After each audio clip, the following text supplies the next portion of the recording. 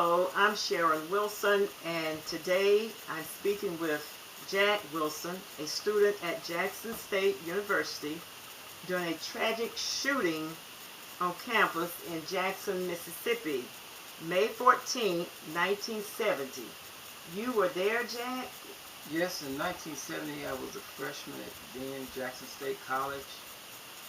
It was a normal May Day, and a lot of the students were hanging out in front of the student union when a car passed through the campus, and someone from the car yelled some obscenities out of the car, and some of the students just gathered rocks and a few bottles and threw at the car, and it escalated into a crowd gathering, and more cars were kind of pounded with rocks and bricks and sticks or whatever they could find, and it culminated from there, and a crowd gathered, and the crowd got bigger and bigger and bigger, and it went on into the evening and on into that night.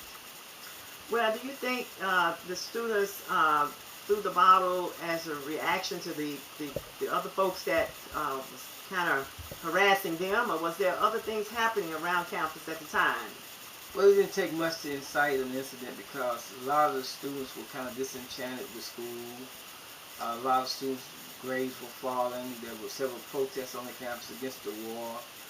There had been a shooting at another university, Kent State, 10 days earlier.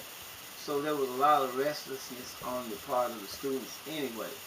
So it didn't take much to incite an incident, and that's what happened at Jackson State on May 14th, 1970. I see. Well, further, you're also sharing your story, the tragic shooting that's Yes. part of the same story. Later on that night of the 13th,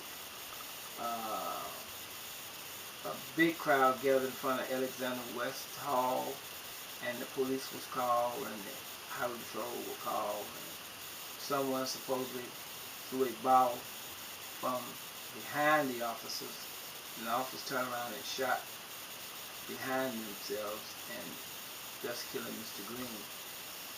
Then someone claimed there was a shot fired from Alexander Hall, but we found that not to be the case. And they started shooting at Alexander Hall, and that's where Mr. Gibbs was shot. There were, I guess, 100 rounds or more fired at the building, but only two or maybe one officer was firing lethal shot. Had it not been the case, many more students would have been killed or injured. We had two young students killed during this incident. We had 15 other students injured. It was a very tragic situation. Well, it sounds very tragic, and I'm thinking Mr. Green was a student there, and Mr. Gibbs. Green was a high school student. He was walking home from work, and Mr. Gibbs was a senior at Jackson State. He was from a smaller town of North Mississippi called Ripley, and he had just come in from a date, and he wasn't really involved with the gathering. So both that were killed were not even involved with the overall gathering at all. I see. Again, that's very tragic. But in addition, many more students could have gotten killed.